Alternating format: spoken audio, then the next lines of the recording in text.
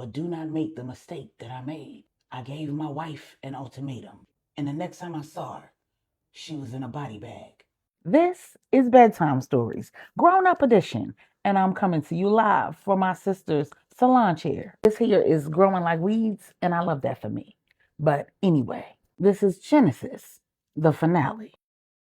When we left off in bonus episode 4, parts 1, 2, and 3, you're welcome. It was Thursday. Somehow we skipped Wednesday altogether, didn't we? When we left off in episode 20, Miss Burney was headed to her meetup with the female mercenary who wanted her to personally deliver Q and Angela's 2-year-old twin, Isla, while at the same time, Angela was in labor with her second set of twins, her 6th and 7th children. Donovan's son with Portia was in the NICU, and she was in the psych ward. Salima had given birth to her and Wise's baby girl, Alana, who was also in the NICU. True was having relationship issues with Bosch, who she was not in a relationship with. And Star was setting a trap for Hanifa and her father, Taryn. And by the time Thursday came, a whole lot was going on in New York, Puerto Rico, Dallas, and Denver. The most pressing issue, though, was the fate of Miss Burney's organs.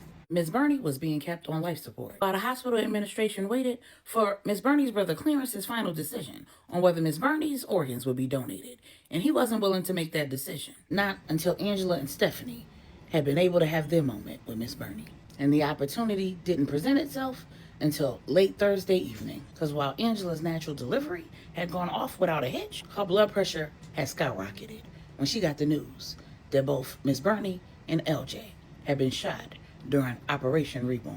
And no amount of consoling from Q, the Queen Mother, or Mom Brenda could get Angela's emotions under control. As a result, her blood pressure was through the roof. Maribel was worried about Angela becoming eclamptic, and she was threatening a stroke. When Angela and Q got to the hospital, the Queen Mother was already there. She'd been making her rounds, going between her new grandbaby Justice, her niece Salima, and her new grandniece Alana.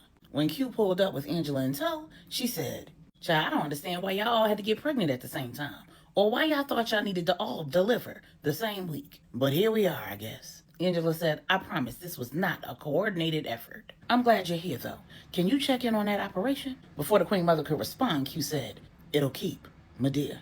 No updates until my sons are born." Mom Brenda said, "You are so sure that these twins are going to be boys?" The Queen Mother said, "He said she was pregnant. He said it was twins. I think we can trust his instincts." And just as Q said, 1, Angela got no updates until after the twins were born, and 2, she gave birth to identical twin boys who were the spitting image of their father, dimples and all. And while Angela didn't get what she'd wanted, an update and twin girls, Q'd absolutely gotten what he'd wanted. Maribel had allowed him to assist with the delivery. When the first of his identical twin sons was born, Maribel said, "All right, step aside, Q. I'm going to have to reach up there and make sure that baby B is in position so that this doesn't turn into an emergency C-section."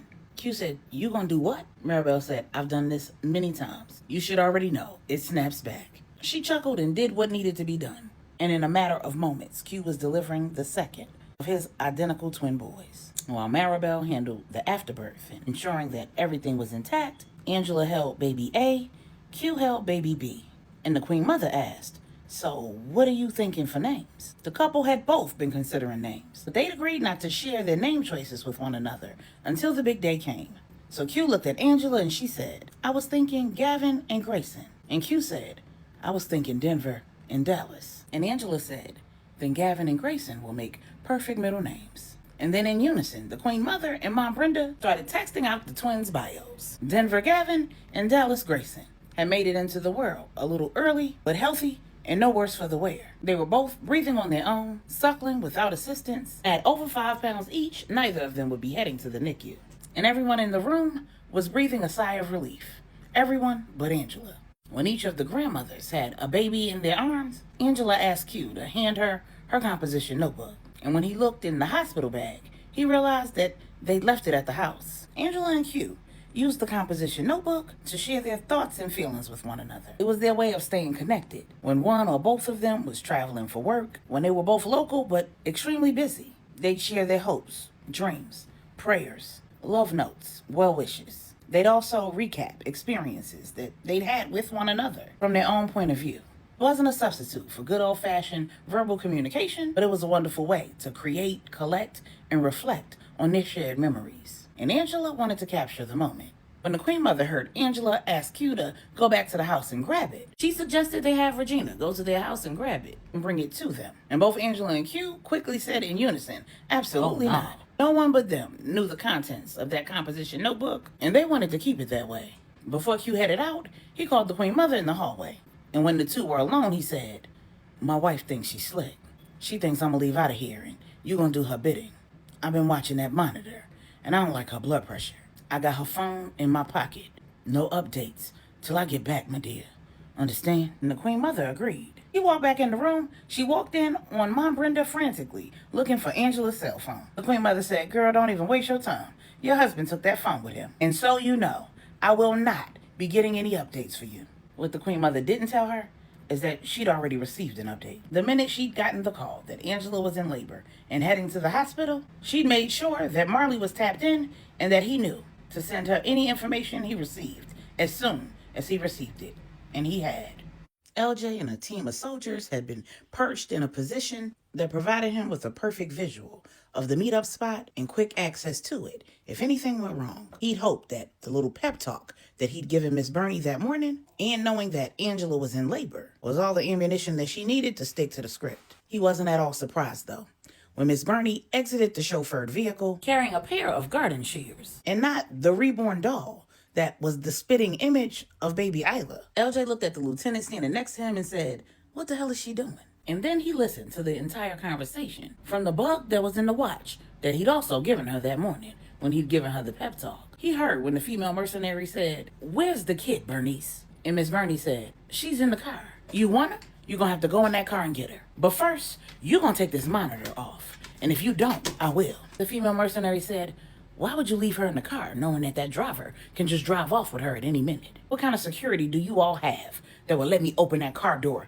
and take the daughter of a kingpin out of the car? Miss Bernie said, the kind who follow orders. The kind who believe that I have poison ivy on my ankle.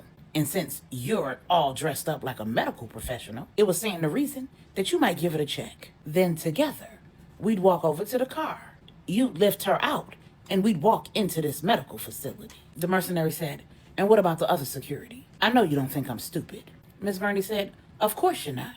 You caught me slipping, didn't you? I had to give the baby Benadryl. Otherwise, I would have never been able to get her in this car. And now that she's in it, I can't possibly lift her and get her out of it. I got a bad back. Now, if you want her, the only way you're gonna get her is if I go with you over to that car. And I'm not taking another step with this damn monitor on my ankle. Now, the longer we stand here and discuss it, the more suspicious this all looks. What you gonna do?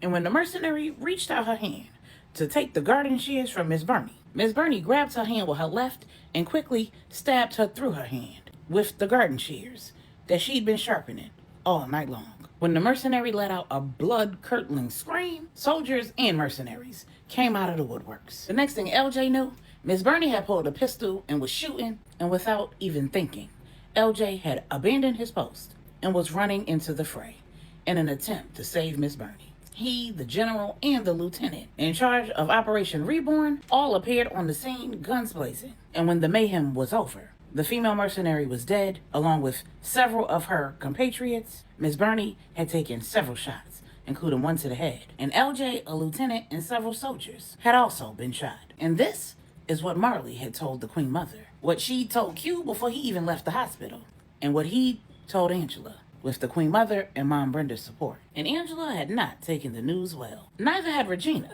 When he'd shown up at the family complex in Denton and told her that Angela had had the babies and wanted to see her, she was happy to abandon her post with the children because she had filled in for Mom Brenda and ecstatic about the prospect of seeing the twins. But when they pulled up outside of the hospital, Q said, so, Gigi, I gotta level with you. I got you here under false pretenses. Things went bad at the operation, and before he could even finish his sentence, Regina cut him off saying, is LJ alive? Q said, yeah, apparently he took one to the hip. He's in surgery right now. Regina said, good. Where's that damn Bernie? Cause I'm a killer. And Q said, unfortunately, somebody else may have beat you to it. So by Thursday evening, Angela had been on a regimen of magnesium, blood pressure medication, and a light sedative that was safe for a breastfeeding mother.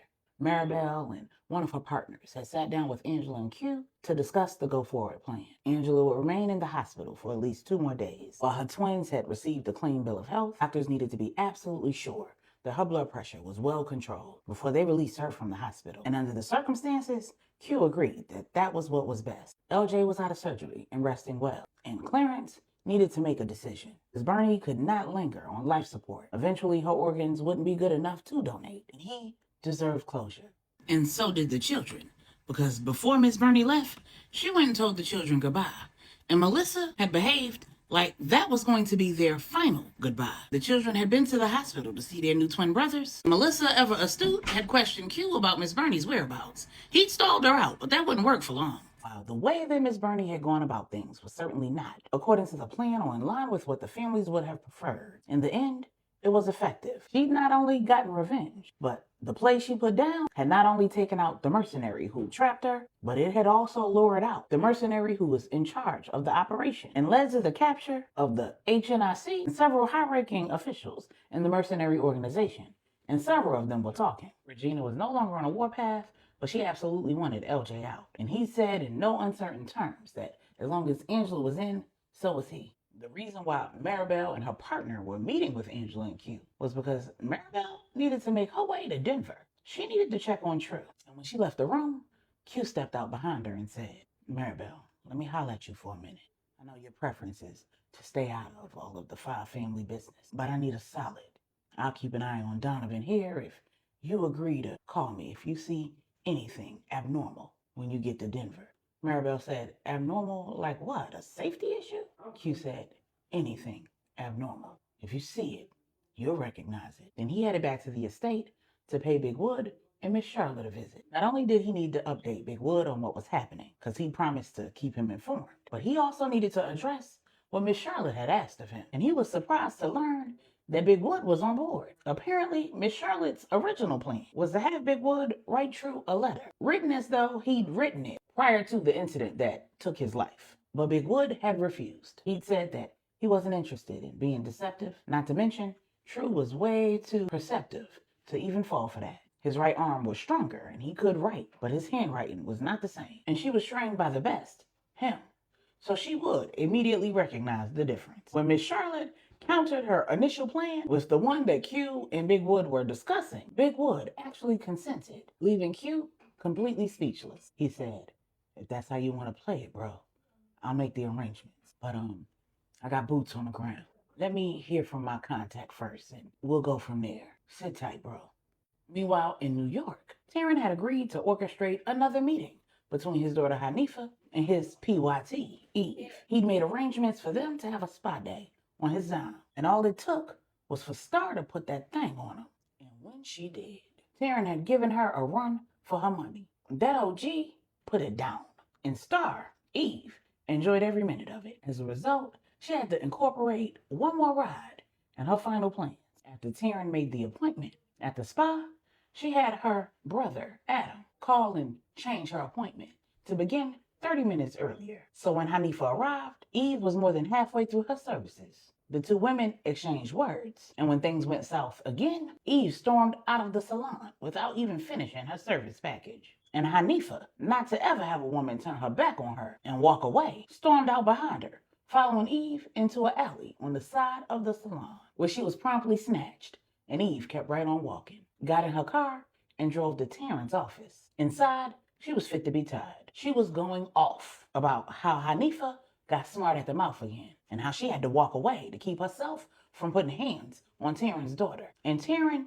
needed to calm Eve down. So of course, he laid on the charm and laid his lips all over Eve, right there in his office, which was precisely what she wanted. When one of his soldiers came to the door to notify him that Hanifa had been snatched, after following Star into the alley, he didn't even open the door. He was too engrossed in what Eve was doing. She had his pants around his ankles and his Johnson down her throat. And when the text tone went off on her phone, she pulled his hands out of her hair, slid up from the floor, rolled a rubber on him, slid down on him, and simultaneously slid zip ties around his wrists and the legs of his office chair. And by the time he realized what had happened, Eve was riding her way to a big O, and gunshots were ringing out in the lobby of his office. The door to his office came open right when she peeked the second time. And Star didn't even stop. Taryn was blustering, fussing, and cussing, and Eve was saying, I'm almost there. Wait a minute. She got hers, climbed off, stepped back into her skinny jeans, and walked out the door. Hopped into a car that was waiting in the back and headed to the airport. She needed to get to Miami. She had another job. When Salima got the phone call that both Taryn and Hanifa were on their way to Texas, she smiled from ear to ear. Wise looked over at her and said, What's up? Salima said, I just got the best push gift ever. Then she told Wise that the operation in New York against the Catos had been a success. Not only were the marks on their way to her, but the Haitians had done their big one. They'd hit every single one of the Cato businesses, stash spots, houses, and the like. And the finisher team had taken out their marks, completely crippling the Cato organization. And Wise said, That's cool and all, but why the hell they coming to Texas? We're a little busy. We getting ready to head to the NICU for skin to skin. For the first time, Salima. Salima said, I know, but I gotta see this through. Not only did they try to double cross my family, but they sent people after True and were in cahoots with the traffickers. And they came after you. I can't let them get away with that. Wise said, You don't have to. You got people for that. This isn't something you need to handle yourself, big gangster. Salima said, Of course it is. When they were here the last time, I told them. Wise said, You are a mother now, Salima. Don't walk out of this hospital. Don't do what your mother did. Pissed and insulted, Salima said, You act like I'm not coming back. I could do skin to skin with the baby, head over to the safe house, and double back. No big deal. Wise said, Her name is Alana. Say her name, Salima. Salima said, What's the big deal? I've been calling her the baby all this time. It's gonna take some time for me to get used to saying her name. Wise said, Say her name, Salima. When Salima didn't respond, Wise stood up and walked out of the parent room. He needed to take a walk before he lost his temper. He'd hoped that having their baby would be the reality check that she needed. And seeing her smile for the first time in days, because she was gonna have the opportunity to knock somebody off, told him that he was dead wrong. In the hallway, he ran smack dab into his father-in-law and Mom Brenda. Samuel said, Walk with me. Let's talk. And Mom Brenda said, I'll go talk to Salima. Inside the room, Salima told Mom Brenda all about the confrontation with Wise and as little as was necessary about the operation. Then she said, I just feel like if I'm not there, it's not going to be handled right. Something is telling me that I've got to be there. It's like a sixth sense or an intuition, you know? Mom Brenda said, I know all about intuitions. I also know about trauma. You are going to have to learn to tell the difference between your intuition leading you and your trauma misleading you. And while Wise and Samuel were walking and talking, Samuel said, You cannot cage her in. You can't rein her in either. The harder you hold on, the harder she's going to pull away. Pray more. Talk less. Instead of fighting her plans, discuss them with her. Be her ears and eyes. Make sure all the I's are dotted and the T's are crossed. Encourage her to keep talking with Mom Brenda. It seems to be working. But do not make the mistake that I made. I gave my wife an ultimatum, and she left me with Salima to go and do what she thought only she could do. And the next time I saw her, she was in a body bag. Be alone when I cry. Wonder will they sing my song when I die? I was so low, I started feeling like I'm home when I'm high. Ain't nobody ever flown where I fly.